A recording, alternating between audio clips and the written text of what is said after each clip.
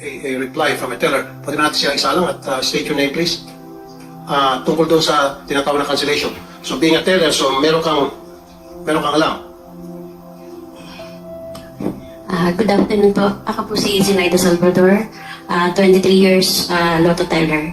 Okay, saan po kayo Lotto teller, ma'am? Makati po. Sa Makati. Okay.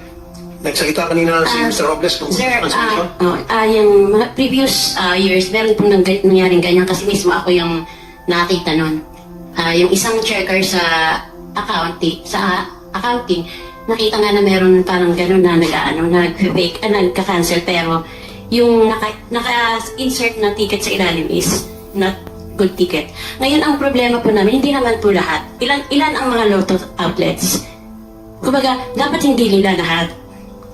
So, yun, na meron talagang ganun. Meron na nangyari noon. Matagal na yun eh. Mga nasa pa yan kami. Quezon City. How long was it, ma'am? Ilang taon na nakaraan? 2005, 2007. I think ganun. So, after 2005, wala na kayo alam na nangyari? Wala na akong narinig. Ano Pero po sabi nila, meron daw din pang nangyayari. May nagre-reklamo pa. Ngayon, ang ano ko lang po, hindi naman po lahat ng tellers ganun. Kumbaga, marami po kami. Kung lahat-lahatin, katulad niyan, meron ako naranasan ko yan eh. 240. Ang sahod ko 400, minus 240. Diba? Ano na nangyayari? Bali, ang machine po ngayon, napaka-sensitive. Tapos meron pong mga, minsan may mga errors po na hindi namin kaya. Hindi namin kaya yun eh. Kumbaga wala kaming... Yan yung control. Wala kaming control doon. Katulad doon sa mga printer error, sa mga thermals, yung mga scanner error. Ewan ko kung alam na nila yun, yung loob ng glass cleaner, pag yun nalagyan ng alikabok. Pag once nagpasok ka ng card, pag akyat ng alikabok, babasahin yung kung saan siya tumapat. Ganon minsan ang nangyayari dun sa mga ticket na binabasa ng ibang amount. Okay. And because of that, ay nagkakaroon ng cancellation. Opo. Kayo ay, yung sasabihin kanina ni Ms. Javier, inikwitan hanggang sa ma-terminate. Kayo sa punta. Nung nagtanong naman po ako nung nakaraan sa accounts, tinanong ko po yan. Ang sagot sa akin ay, yung one day po na, ay yung kumbaga pag lagi na lang daw nagka-cancel, yung sa cancellation naman po, medyo hindi naman sila, kumbaga, kami yung magsasuffer. Sa cancellation kayo magsasuffer? Oo, magsasuffer. Naibabawas po sa sweldo nyo? Bawas sa amin yun. Kasi hindi rin naman iti-carry lahat ng ng agent eh. Katulad nun, meron akong, kasi may mga GCs po ako ng mga tellers. Meron doon, 6,700 inabunuhan niya. Meron 1,002. May mga records po ako nun. May mga, yun nga po ang hirap po doon sa mga, yung printer error, yun ang hindi namin kaya. Pero yung kunyari, nagmamanual lang kami, magkakamali kami. Pwede namin sagutin yun. Pero yung mga printer error, yung mga thermal error, ang hirap hindi namin control. Wala kaming control doon eh. Okay. So, 23 years po akong teller, pero ngayon lang ako nakaranas ng ganyang kalalaking So, Baga Mr. niyang Robles, hirap. aware kayo doon? Yung sinasabi po ni Ms. Salvador? Yung mga Bagong-bago po yung ating PLS at we have referred the matter to them. At yung pong mga sinasite namin po ay nakadokumento po which prompted us. Yung pong sinasabi nyo ay we will have to look into yung isolated cases na yun. Pero ang nakita namin talaga, without even checking yung maliliit po, yung wholesale cancellation po. Yung po ang meron po namin nakita. We got the top 10, tapos nangyayari lang po yung cancellation sa 2D and 3D lang po. No po. It's a real world. Pero yung pong tinignan namin, ang majority po lang, nakita nyo 6 digits hindi nagkakamali. Meron po yun yung tinignan namin, bakit ka nagkakamali sa 2D and 3D? Sa 6D hindi ka nagkakamali. Wala ho, 0 ang 2D, 3D. Kasi humalaki ho ang premyo ng 6D. Hindi ho kayang labanan yun. Yun ho ang naging explanation over the years. So yun ho talaga ang naging reason namin. Yung mga, kita nyo, 14,000 yung cancellation, 9,000 yung pumasok. Paano naman ho yun? So yun ho, indicative na yun na yung ng 4D tsaka 6D hindi nagkakamali. Bakit doon namumukod tangi lang ho? Doon sa 2D and 3D. Ms. Javier? GM, may we suggest po na yung mga grabe po yung cancellation, di dapat po yun sila ang tineterminate at saka po. Sila na lang po yung binablock, pero wag naman po yung lahat. Kasi yung mga iba naman po talaga, kami ho, takot na takot kami na yung mag-cancel po. Hihilingin na lang po namin sana na kung may kasalanan po yung isang agent, dapat po ipatawag siya kasi nagsasuffer po yung karamihan dahil po dun sa kanilang kasalanan. Tama, I agree with that, Mr. Robles. So, yung sabi nyo kanina, identified yun din daw yung sabi mo yung lugar at mga Lotto agents na palaging nagkakaroon ng cancellation. Then, yun dapat ang patatawag nyo, yun dapat ang i-terminate nyo yung kanilang kontrata. Bakit yung 2,000 nadamay? Ito, sample. Ma'am. Sample. May sample, ano po yung sample ni ma'am?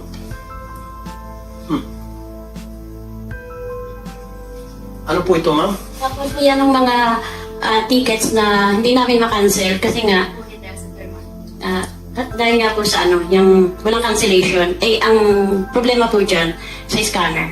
Scanner. Okay, hindi ko maintindihan ito. Alam ko, Ang taya, sa 310, ang taya lang dyan is 10 pesos, nagiging siyang 310. Binabasa po wala naman siya nakaguhit, pero binabasa yung 300. Ganun po. So- Ito po naman yung sa scanner. so scanner, ang may Ito. problema. So, kung yan ang taya mo is, magkano rin ang taya? Ang taya ay 10 pesos lang. 10 pesos. Dalawang 10 yan, yung isa naging 300. Okay, dalawang 10. Opo. Ay, 210 yung isa. Opo. Ay, bali, po, parang may binasa siyang isang 300, isang 200. Ito naman po yung sa printer error. Ay, thermal error. Printer error din, kasama na sa thermal. Okay. Na ayaw tanggapin ng customer kasi punit. Pero good ticket naman sana siya. Kaso lang punit, hindi tinatanggap ng customer. Bakit na po napunit?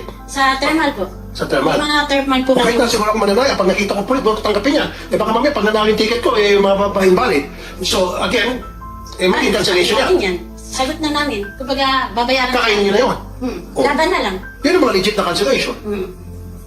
So, maraming dahilan. Yung sinasabi niyo po, naintindihan ko kayo, Mr. Robles, may mga gustong lumakad, gustong labanan, nagigirila kung tawagin, against PCSO. Okay, legit yun. Dapat yun ang mga parusahan. Huwag yung mga talagang honest to goodness na pagkakamali.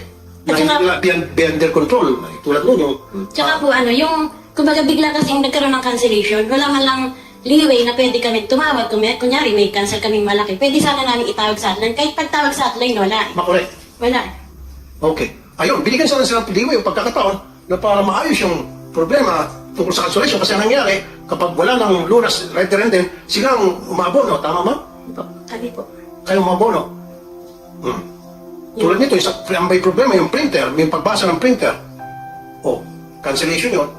Eh sila nag-abono. Siyempre sabihin ng mananaya, hindi naman yung tinaya ko, bakit nyo ako bigyan ng ganong ticket na mali? Of course. Cancel na yun. Kasi sabihin ng tao, hindi ko na ituloy yung laro ko. Abono sila. So yan dapat ang i-correct ninyo, hindi yung i-correct by way of terminating their contracts. Ay, hindi po termination yun po. Ang ginawa namin, ni-stop po muna namin yung reimbursements, cancellation process namin. Kasi na yun with a large volume po, kung 500 to 600,000 a day po, very telling po yun kasi po nito. Pero you're right, we will, in fact, yung mga legitimate concerns like oversensitivity, we forwarded it already. I know. Yung sinasabi kanina na masyado kayo nag-iigpit until such time na ginawa niyong rason, yung pag-iigpit, na hanggang sa ma-terminate sila. Di ba? Miss Pauline, sinasabi niyo. Sabi yan. Mr. Chair, hindi po. We cannot coexist without the traditional dahil marami pa rin po talagang nasa traditional. In fact, iba po ang market ng traditional. Iba rin po yung I nag-online. understand. Kaya nga po, sir, if I may, there is always a different market for the online kahit po sa ibang bansa. The traditional, the over-the-counter po is always there. Kasi po ang nature po ng mananayatin is very superstitious po yan eh. Suki-suki po yan. So we understand that, but we will seriously look at the problems po ng mga legitimate cancellation. Yan po, I will promise you po, after this we will have to sit down on that. Maybe we put a cap on saan ang pwedeng... And then if you were to ask me, Mr. Chair, yung mga cancellation na beyond their control na may problema at PCSO, dapat ma-refund, ma-reimburse yung mga nag-abono. Ibalik yung mga pera nila. Kasi karamihan sa mga teller ay nag-abono. Kasi hindi naman nila kasalanan eh. Bakit hindi?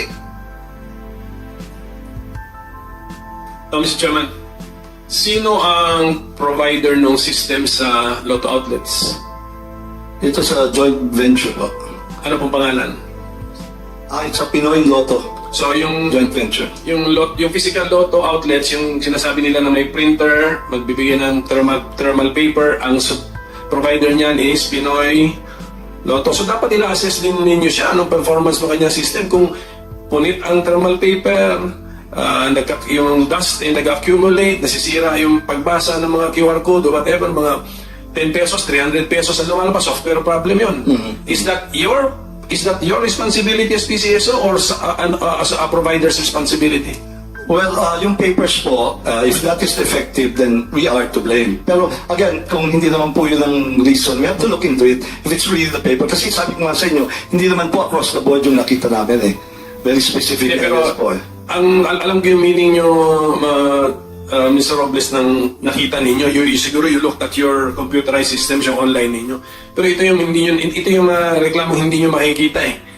Yung punit yung papel, mali ang pagka-print. Una sa lahat, di na nila rin-report eh. Hindi nyo nakita yan sa main office ninyo. Imposible na. Pero now, nalaman nila na, alam na ninyo na marami palang nagtitiis na lang, ina-absorb na lang yung loss, kasi there is no effective reportorial system. You must put one in place. Require it from that provider. Pinoy Lotto? Pinoy Lotto? Dapat galingan ni Pinoy Lotto. Tapos dapat may feature naman ng immediate cancellation. That should be a feature. The immediate one, yung pagka-place ng bet, either hindi nagbayad yung tumaya o whatever, dapat may feature na cancellation of the bet. Software. May reason. Binigyan na reason. Oh, bigyan ng reason. Lagyan ng menu of the reasons. Yes. I mean, hindi pa software na Yes. hindi pa software. Ano sa kayo, hindi na mag-abono yung mga teller. Pacific Online Systems Corp, you know how to write code, di ba? I mean, ganda Yung Pinoy yung... Hindi, pero asking them, kasi online betting din sila eh. That's code. Madali lang yan sa code, right? Yes, Mr. Chairman. Pwede po siyang Yeah, you can give a grace period of 2 minutes. meron siyang 5-minute na. Oh, 5 minutes, grace period. Dati po sa traditional system. Yeah, di ba? I mean, tinatanong lang kita, not as but parang someone in the business, di ba? Parang kayang gawin yan, no? It should not be insurmountable, di ba? Yes po, So, 100%. ganun lang siguro, Mr. Chairman, to the PCSO family, itrato yung pamilya din ninyo itong mga outlets natin. Ngayon lang ba sila nagkaroon ng tayo makasalita na narinig ninyo? Wala ba tayong regular, wala bang, wala na intervention ng Senado, wala bang regular, kayo, stakeholders, forum or summit, whatever? Acknowledge AGM. This Gaboy, siya po ang head ng aming branch operations. He's been here for the longest time. Go ahead, state your name. Sir, I'm Remelisa Gabuyo, the AGM for Branch Operations Sector, handling all the Lotto agents po. Sir, kami po in partners po sa kanila. Lahat po ng concern nila, last December po, lahat po ng branch managers sa atin, nag-meeting po sa kanila para to address po lahat ng mga concerns nila. Please understand that we are transitioning into a PLS. So lahat po kami, October po nag-start yan. Marami po kaming naging challenges. So ngayon we are, October lang po. So we are very sensitive po, that is right. Pero po yung sinasabi nilang concerns nila, in-elevate na rin po namin yun sa JV Lotto. So we are addressing po that one. Okay, thank you. Now, doon ako sa nagbumukhang kawawa yung mga teller. Ilan na po sa inyo po monitoring ang na-cancel dahil ang pagkakamali ay sa printer, ang pagkakamali ay sa system? Reported lang po nila ngayon sa amin yun eh. Siguro po may mga na-receive na po kaming about mga 25 lang po na sumusulat sa amin for their concerns na ganun po. Pero, isn't it right? Tama si Senator Coco Pimentel, na-evaluate niyo po yung provider niyo, yung Pinoy, anong pangalan nun? Yes sir. Sir, we Kung already... kinakailangan si Baquinio at magpaano kayo muna, magpa-bid kayo ng bagong provider. Sir, we already wrote them po regarding these concerns And po. what was their answer? The letter you said that.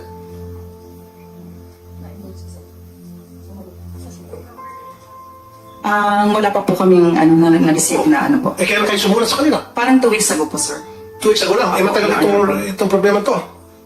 Ang cancellation nag-start ng... November po nag-start yung cancellations. November 30 po. Okay. Ma'am, regardless kung magkano amount, basta yung na-cancel, yung ticket, dahil sa computer system, kasalanan po ng Pinoy, pangalan niya ulit? Pinoy Lotto po. JV Pinoy- Pinoy Lotto. Pinoy Lotto, at kasalanan po ng PCSO, gusto ko po ma-refund. Basta't valid, pag may mga kopya sila ng mga ticket, pinakita sa inyo, i-refund. Wala na pong cheche-boreche. Gusto ko po ma-refund. Magkano ang sweldo ng mga teller? Below minimum, kung minsan wala pa sa minimum. Pagkatapos, dudugasan pa. I-refund. Nga pa pa. O, 400 pesos na rin, tapos mag-abono siya 500. Di ba? Refund po. Hindi ako papayag. Lahat ng mga teller na nag-abono dahil sa kasalanan ng Pinoy Lotto, magpakita kayo ng ebidensya at kailangan i-refund. It doesn't matter kung yung Pinoy Lotto mag-refund o yung PCSO. Sige po, we will take that in consideration. Lalo na po, valid talaga. Kaya nga po, sinulatan namin, we have to check kung totoo yung oversensitive kasi maaari nga naman po talaga. Sir, Sir, we will just allow us po to do the processing lang po kasi maa-abuse din po. Ganyan po yung nangyari nung nakaraan po. I understand, of course, sir. Pero kaya sabi ko nga, magpakita lang sila ng ebidensya na yung cancellation ay pagkakamali ng Pinoy Lotto at ng PCSO na walang kinalaman sila. Opo, we will determine that po. We will determine that po. Once determine, kailangan i-refund sila, yung mga teller. Kasi sila po yung tinatamaan, sila po yung nag-abono. Yung po yung point ko rito. Nagkakaintindihan po ba tayo? Okay? So, Mr. Salvador, okay sa inyo? Itong suli ko na pong ticket nyo? Okay, resibo niyo po ito para maka-refund po kayo. Sa akin din po yun, oh, ilang hundred yan. Kasi yung iba sir na itapon na. Wala na. Naitapon Walang problema. Wala na kami po. Wala na, paano yun? Wala bang way na malaman yun, Mr. Robles? Sa computer? Oh. Sige po, ipakita natin yung sa PCSO later para makita. Nagbigay pa ako ng letter sa kanila nung pag-start ng cancellation. Kailan po? November, I think it is November. Monday yun eh. Tuesday. Monday? Nagpasa na ako ng letter. Noong November? November 13 siya nag-start. Hapon nagpasa ako ng letter sa kanila. Okay, sige, May November mga pictures 13. yun. Nakatanggap kayo ng reply doon sa letter nyo. Wala po. Nagpa-follow up lang po ako. Tapos, ipinasa ako sa gaming department kay... Forgot the name. Okay. So, nagkaroon ba ng resulta yung pagpapalok niyo po? Wala pa po hanggang Hanggang ngayon? Bali, ano daw po, for, ang tawag doon, yung parang for discussion pa. For discussion. O, ayan po. AGM. Nag-follow pa ako kay Mr. Randy. November 13 hanggang ngayon, November, December, January, 2 months na, wala pa rin siyang nakukuha ang kasagutan doon sa kanyang problema. At pinagpapasapasan siya parang bola. Yes, ma'am. Your Honor, nakipag-meeting po ako sa kanila, if you remember po. Ma'am, yung meeting po natin regarding po doon sa nawala ng machine. Hindi po, marami po yun. Kasama po yung ano. Kasama din po. Meron tayong minutes nga, ma'am. Yes, ma'am. Continuous po na nakikipag-usap po kami sa inyo. Bali, Lagi ma'am. po yan. Our office is always open po sa inyo. Lagi po yan. Meron po tayong mga minutes of the meeting po yan. Bali, ang meeting po natin noong December 21. Opo. Regarding po doon sa mga nawala ng machine. Tapos, sinama ko na rin yung sa cancellation at saka yung mga Yes po, lotto para sa hours. thermal rolls. Opo. Pero no more, hindi na ulit ako nag-ano ng letter sa inyo. Opo. Yun lang po. Pero once in a while, nagpupunta ako sa PCSO para na-clear ko lahat yung mga rumors na lumalabas sa mga Yes FB po. page. Yes po. Unless kung mayroong mga katanungan pa si Senator Coco Pimentel sa susunod na hearing natin, for now I'll suspend this, iimbitahan ko po yung mga taga-Office of the Ombudsman para kunin natin opinion tungkol dito sa mga violation, clear violations, matter of fact, na ginawa ng PCSO, kung meron pang mga kasuhan dito sa graft and corrupt practices. So, mas maganda magsalita yung Office of the Ombudsman. Yes, Senator Coco. Okay, kanina Mr. Chairman, na-establish natin na sabi ng PCSO may kapangyarihan sila to use a certain fund to augment the price, the jackpot. Do you also have the power to access a certain fund to reimburse these tellers na naapektuhan ng ating these well-documented cases of loss not due to their fault or negligence but due to the system, fault in the system. Can you do it? Di abot na 1.7 billion yan, tulad ng inaugment ninyo sa prize funds. Are you asking the chairman? Or I'm asking them if they believe that they have the power to set aside funding to compensate our tellers. Sir, Senator Coco, kasi nasa bagay mo chairman, kasi kung binigay ka chairman, pasagutin natin. Kung hindi, are you addressing that question to Pwede si AGM? chairman, pwede si GM. Those are familiar with their losses. Kasi naka-aside si GM na legal basis to augment the price fund. Okay, sige, Mr. Chairman, would you like to answer the question? Yes. Well, Minority Leader? I would like to suggest that since these are operational concerns, actually, not really policy issue yet. It's a matter of finding funds where we can help the lotto agents who suffered certain damages. These are concerns that should be addressed by the finance people, accounting, budget, and maybe in consultation with COA. Then when the consultation is done and it needs court action, then we will act on it. Pero siguro naman offhand, if you can, you have the guts to augment your jackpots by 1.7 billion, you can set aside fund to compensate the real damaged tellers and lotto operators. Of course, understand din natin kanina is aware kayo that some are gaming the system, trying to game the system. Hindi kasama sa usapan yung mga yon. Okay? Ito yung mga kasama sa usapan natin, yung sila Miss Salvador na kitang-kita niya naman from experience yun, real life experience yun eh. Okay? Yun ang, basta look for that fund that i-announce nyo na there is that fund so that you can help them. Kaya nyo nga yung 1.7 billion na laki doon to augment the jackpot prices. Kaya din niyo po ito. I'm sure. Yes, Mr. Chairman, I fully agree with this statement, and we will exert effort to find the funds. Thank you. Senator Coco, Senate Minority Leader Coco Pimentel.